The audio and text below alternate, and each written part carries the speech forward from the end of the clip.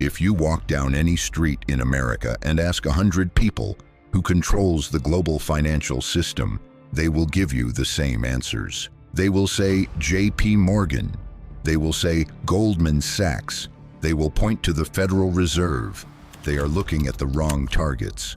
Right now, there is an institution sitting in Boston that holds more wealth than the gross domestic product of the United States and China combined.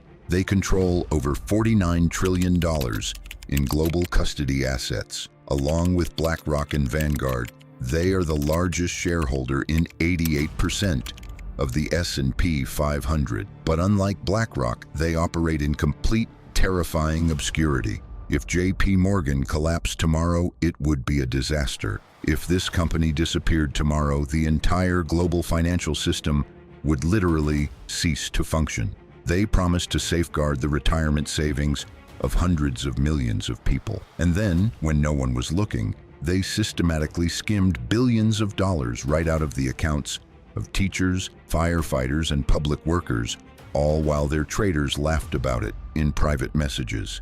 This is Declassified File 104, the story of State Street Corporation, the most powerful, ruthless financial monster that nobody is allowed to talk about.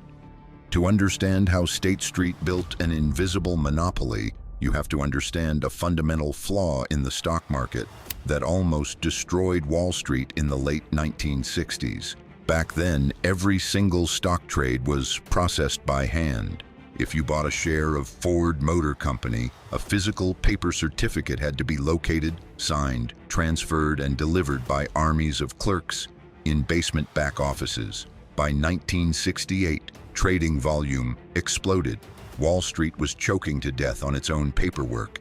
The crisis wasn't just a logistical nightmare, it was a criminal feeding frenzy. Wall Street was so overwhelmed with physical paper that stock certificates were being piled in hallways, stuffed into filing cabinets, and left on desks overnight. The Italian mafia realized that these pieces of paper were essentially bearer bonds. Organized crime families infiltrated the back offices of major brokerages. They bribed $75 a week clerks to simply walk out the back door with millions of dollars in blue-chip stock stuffed inside their winter coats. Firms literally lost track of billions of dollars in securities. The New York Stock Exchange was forced to close on Wednesdays just to let the clerks catch up. Over 100 brokerage firms collapsed, not from bad trades, but because their operational plumbing completely failed, and they were being robbed blind from the inside. While the rest of Wall Street panicked, the executives at State Street realized something profound. Traditional banking, taking deposits and making loans, is a dangerous game. It requires you to take on massive risk. But what if you didn't take the risk? What if instead you just owned the infrastructure? State Street hired an engineer from outside the banking world named William Edgerly. He didn't care about branch banking or retail loans. He looked at the financial system and saw a primitive, bleeding factory that needed to be automated. He made a radical decision that completely transformed the global economy. He shut down State Street's traditional banking branches. He stopped acting like a bank and turned the company into a colossal, technology-driven data processing fortress. They became a custodian. When a massive pension fund or an insurance company buys billions of dollars in stocks, they don't just put them in a drawer. They need an independent, impenetrable digital vault to physically hold the assets, process the transactions, and keep the books. State Street became that vault. Every time money moved in the global economy, they took a fraction of a cent. By the early 1990s, State Street had built the ultimate financial machine. But their true ascendance to total global dominance happened in 1993, when they helped invent a financial weapon that changed investing forever. Following the brutal stock market crash of 1987, a 74-year-old physicist named Nathan Most came up with a radical idea. What if you could take an entire basket of stocks, like the S&P 500, and trade it as a single liquid receipt on the stock exchange, exactly like a physical commodity. He called it a depository receipt. Today, we know it as the ETF, the Exchange Traded Fund. The Wall Street establishment hated it. Jack Bogle, the legendary founder of Vanguard, told him it would never work. He completely rejected the most important financial innovation of the century because it threatened his mutual fund empire. But State Street didn't reject it. They saw the ultimate siphon. On January 29, 1993, with the operational plumbing built entirely by a 27-year-old State Street manager named Jim Ross, the very first ETF launched. The ticker symbol was SPY. They bypassed the traditional mutual fund salesman and allowed anyone, anywhere, to trade the entire American economy with a single click. Today, that single ETF trades $55 billion a day. It holds nearly $700 billion in assets. And State Street collects a management fee on every single dollar inside it. Day after day, year after year, they captured the market. They became financially untouchable. But absolute power breeds absolute corruption.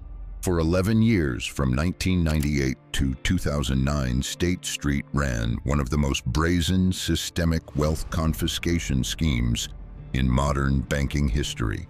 When massive public pension funds held international stocks, they needed to exchange foreign currency.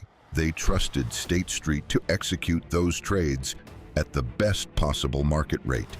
State Street lied. They utilized a system called indirect FX. It was a licensed license to steal. When a pension fund needed to buy foreign currency, the State Street trader wouldn't execute the trade immediately. Instead, they would wait until the end of the day, look at the currency's highest and lowest price points, and deliberately assign the absolute worst price of the day to the client. They inflated the cost, and they pocketed the massive spread for the bank. They were actively trading against their own customers. They did this to the retirement funds of public workers for over a decade. It wasn't an accounting error. It wasn't a rogue trader. It was a calculated business model. The internal instant messages and emails read like a cartel ledger. Traders were recorded bragging about taking the Muppets to the cleaners. They joked about using the stolen pension money to buy new sports cars and fund their massive bonuses. In the Portfolio Solutions division, an executive named Ross McClellan literally instructed his traders to add hidden commission fees to multi-million-dollar transactions for clients like the Royal Mail Pension Plan. When a trader asked him exactly how much they should steal on a specific trade, McClellan's response was recorded in cold blood. He said, "Whatever, let's see how we go." He then ordered his team to permanently delete any reference to the commissions from the trading results. The clients were flying completely blind. When the scheme finally unraveled, State Street was forced to pay over $500 million in penalties.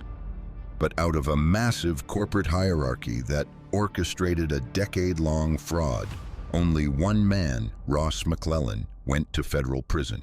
The fines were a drop in the bucket, a minor cost of doing business.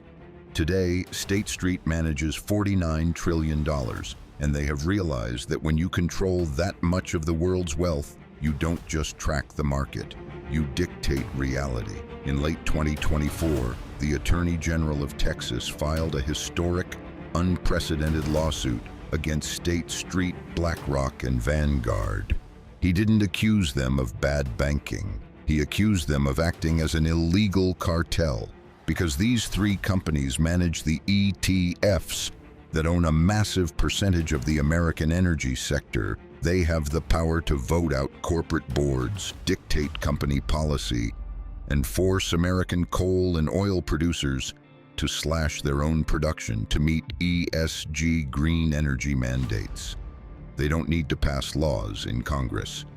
If this cartel decides they want a new environmental policy, they simply walk into a corporate boardroom and threaten to dump billions of dollars of stock if the CEO doesn't comply. They weaponize the voting rights of shares that they don't even own, shares bought with the retirement money of the very citizens they are forcing into compliance. This isn't environmental activism. This is a shadow government. When unelected asset managers sitting in Boston and New York can hold the entire American energy grid hostage, the free market is officially dead. State Street operates in the shadows because the shadows are where the real power lives. They own the infrastructure, they own the shares, and unless the system breaks, they own the future. The files are open. The truth is declassified. This is history declassified.